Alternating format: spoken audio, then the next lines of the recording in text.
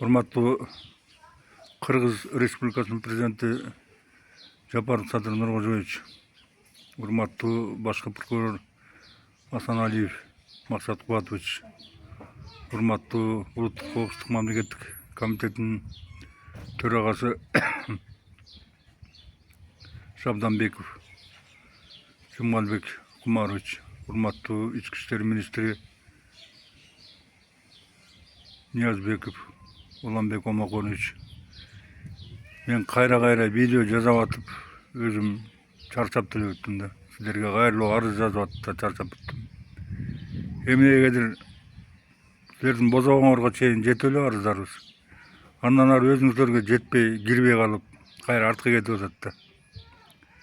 Мына мен кече 03.025.2025-5.08 сандуу тергөөгө чейин катталган, мен арызымдын негизинде катталган, журналга катталган иш ушу менен 3-чү жолу кайтып Казарманга барды да. Казарманга мен 23-июнь 2026 жылы барып, тергөөчү Малыбаев Нурамбетке сурак берип, 4,5 сааттай отуруп чыктым да. Мен ошондо 2025 жылдын 16 мартындагы жана уурулук болуп жатканда Макмал Голд компаниясындагы уурулук боюнча видео сюжетти толук карап чыктым да. Ошондо жанагы уурулукка катышкан Кемелбеков Чыңгыз Акундун жанагы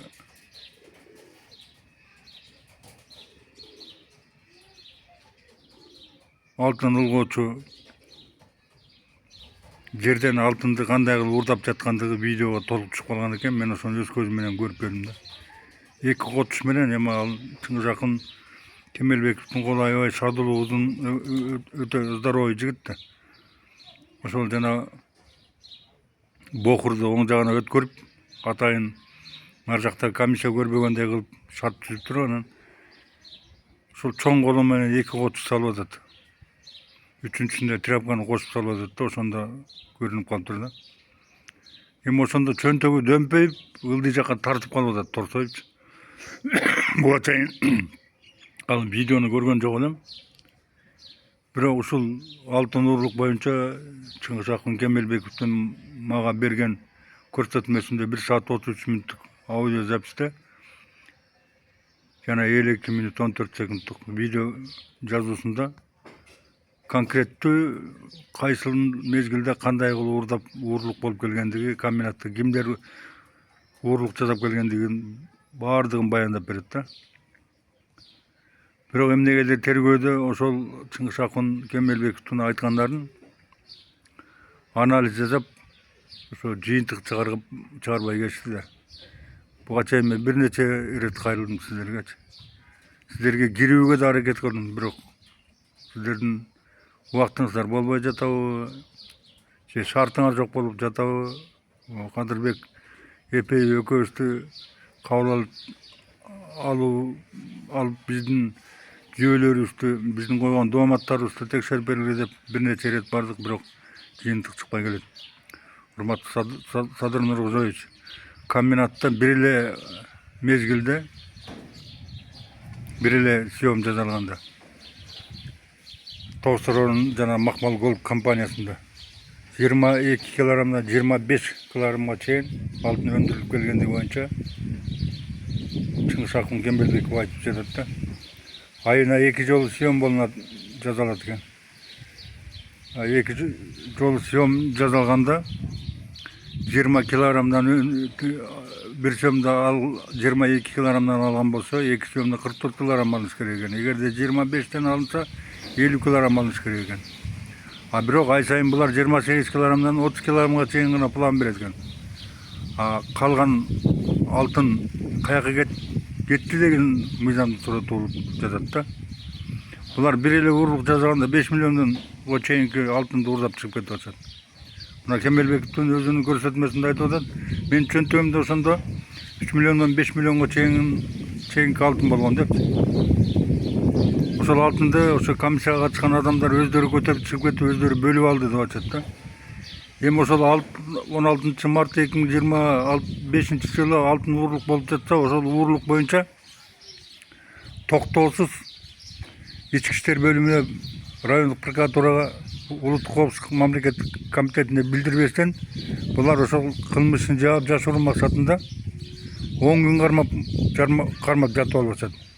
Качан гана Кыргыз алтындан комиссия баргандан кийин алар кызматтык иликтөө жүргүздүк деген шылтоо менен вездоктордун баарын жок кылып,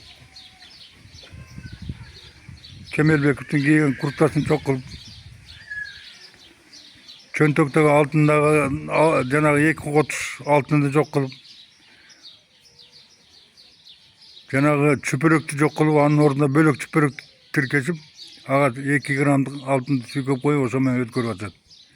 Эми бул боюнча тергөөдө оп-оңой эле далилдеп коюучу жагдай туруп атат. Өздөрүнүн мына 23 июнь 2026 жылы мен тергөөгө киргенде ошо 4,5 сааттык видеону карап чыктык, тергөөчү экөөбүз бирдикте.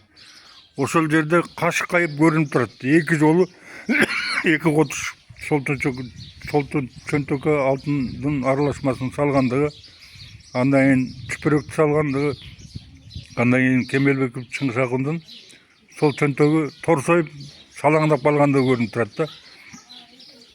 Эмнегедир бүгүнкү күндө ошол ишке катышып уурлук жасаган адамдардын баардыгы бет ачылбай, кылмыш иштери жабылып келип жатат. Айткан оозу жаман, ыйлаанын көзү жаман болуп, бүгүнкү күндө биздин үстүбүздөн туура эмес иштерди жүргүзүшүп, укук органдары. Жана ууруга катышкан адамдардын арызынын негизинде алардын аброюна доо кетти деген жүйө менен Кадырбек Эпеевке 40 000 сом, мага 60 000 сом доо коюп өндүрүп алышты да.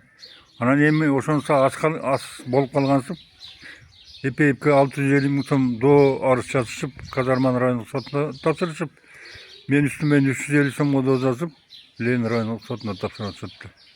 Урматтуу Садыр Ожоевич, урматтуу укук органдарынын башчылары, качан бизде акыйкат, качан адилеттүүлүк, качан чындык болот, качан калыстык болот? Чыркыраган чындыкты канткенде точко коюп бере аласыздар. Мына биз пенсия жашындагы 69-70ке чыгып калган адамдарбыз. Мына биз баягы ууруларды, коррупционерлерди урматтуу Садыр Ожоевич кетмен чапкан адамдарга чейин жардам бериле дегенине биз ынанып алып, президентибизге жардам беребиз деп чуркап жүрүп, бүгүнкү күнү доого жыгылып атабыз. Урматтуу Садыр Ожоевич, урматтуу башкы прокурор, урматтуу ички иштер министри, урматтуу улуттук коопсуздук комитетинин төрагасы, ушул иштерден жыйынтык чыгарып, тиешелүү адамдар кылмышын козгоп, мамлекетке чыгым келген жанагы 5 миллион сомдук алтынды ордуна койдуруп, казынага төкчүп бериңиздер деп өтүнөм. Урматым мен Токобай Исмаил Төлөгөевич. Саламатта болуңуздар.